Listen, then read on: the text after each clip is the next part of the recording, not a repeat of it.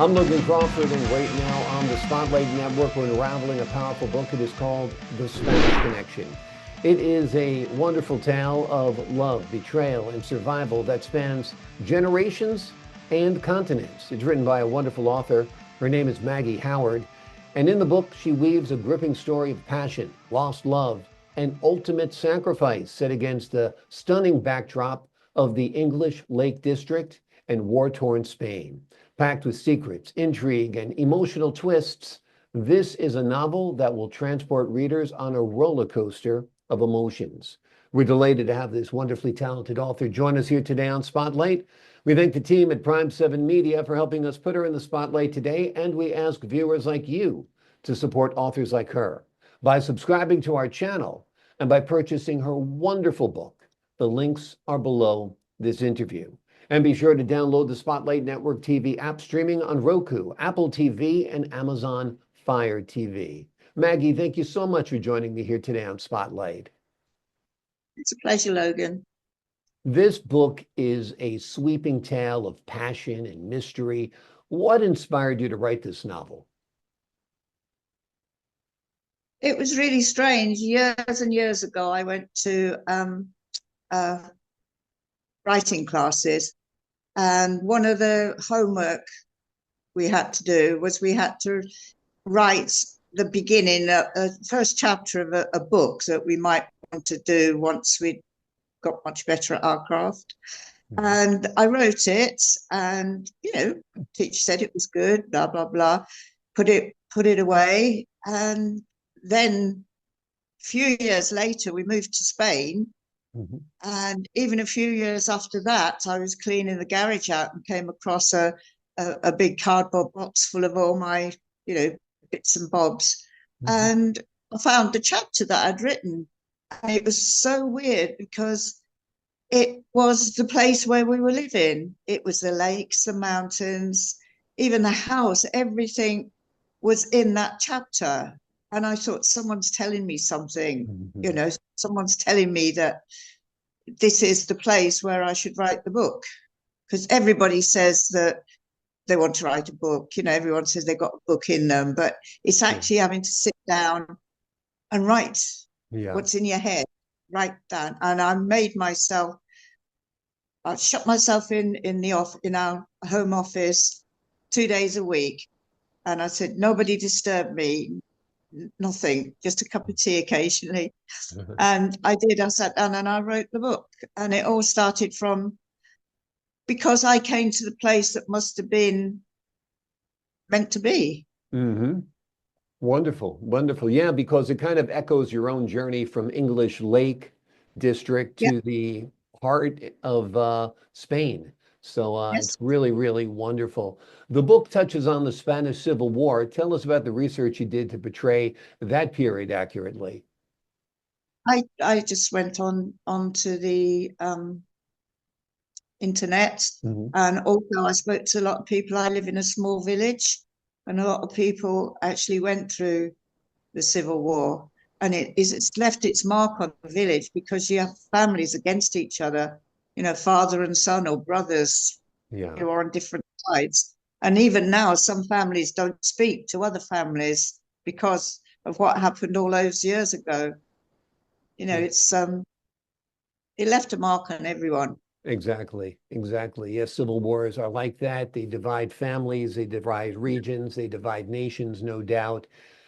Give the folks at home, if you will, an overview of the story, The Spanish Connection. Right. It starts off when a young Irish girl is she loses all her family. She's orphaned in the big flu epidemic that was in Ireland at the time, and she's the only surviving member of the family in Ireland. So she gets sent to live with her aunt, who is a nun in a convent in the Lake District. And she grows up. She's welcomed into the community there, and she grows up. Nothing to worry about. Really good childhood, and very innocent childhood. And when she's about 16, she meets, wandering around in, the area where she lives, she meets a young man who's Spanish and is an artist. And they get to know each other. They start talking, and one thing leads to another, and they obviously have a relationship. And then he finds out that the civil war's really bad back in Spain. So he goes back, promising her that he will come back as soon as he can, and he never does. And then she finds out she's pregnant, and has a baby, and then she dies of a broken heart. Oh, And then the baby grows up with the nuns, and the same thing happens. Not the same thing, but she grows up, lovely child, etc., meets the boy next door, sort of thing, and she's determined not to follow her mother's footsteps. So they get married, and then she finds out she's made a big, big mistake. And that is when the book starts to develop in, I don't know how much more to tell you. no, that we don't want to give away the whole story, that's for sure. But it was really a great setup, a great premise you've given us. And it's kind of an epic story because it does follow from one generation to the next, which I think is what's unique and what's amazing about this story. Have you visualized this as a TV series or a movie, perhaps? Yes, I had all the people picked out at one time. Who are But some of yeah, the actors you would have play in the movie? sorry? Who are some of the actors you would have portray the characters in the movie? Oh, Antonio Banderas. Hmm. But he could very easily play the Spanish character. And at the time, Keira Knightley would play the heroine. Wonderful. So, Well, I mean, change as time goes on. Different actors coming on the scene, and you think, what's that do? wonderful, wonderful. Well, I think you've done some good casting there. I think they'd be great in the parts, no doubt. Or actors just like them would be wonderful as well. Tell me a little bit about your writing career. So this began in a writing class, as you said. Years later, in a garage, you found the writings and you continued doing it. Are you thinking about writing any more books? Is there going to be a sequel to this, Yes, perhaps? Or I've got one. It's nearly finished. okay. It's just needs all brought together, and it's a good one. It's completely different from the Spanish Connection. It's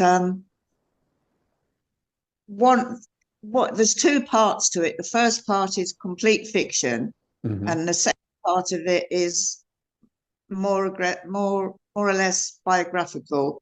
Hmm. But they meet, and it sort of it starts off, and then it sort of goes. I don't know how much to tell you, Yeah. but Absolutely. Well, that it's sounds like it's going to be a good story from what you tell us. What's been the move like for you going from the English Lake District where you grew up to moving to Spain? I'm sure you enjoy the sunny weather of Spain a whole lot, right? yeah, except it's been raining for nearly 3 weeks. Okay. So, I guess no, there's always rain. I bet you it's raining more in England. That's my guess. uh, just come back from England, and we had a week of solid sunshine. There you It was go. brilliant. So, So you but never know.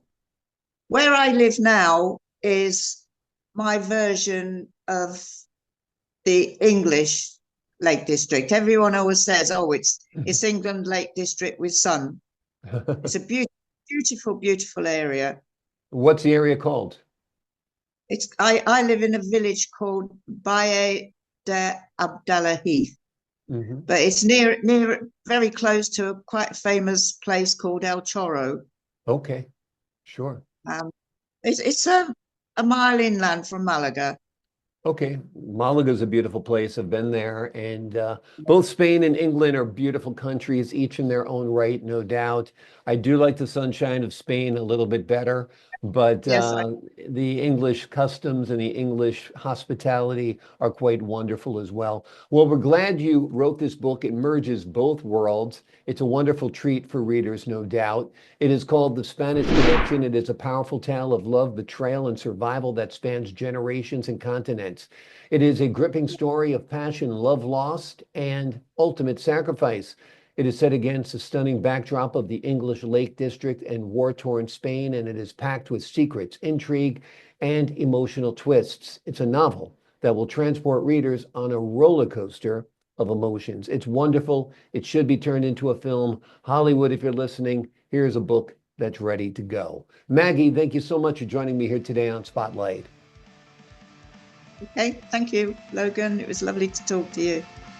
Lovely speaking with you as well. To the folks at home, I'm Logan Crawford, thanking you for your time. This time, until next time on Spotlight.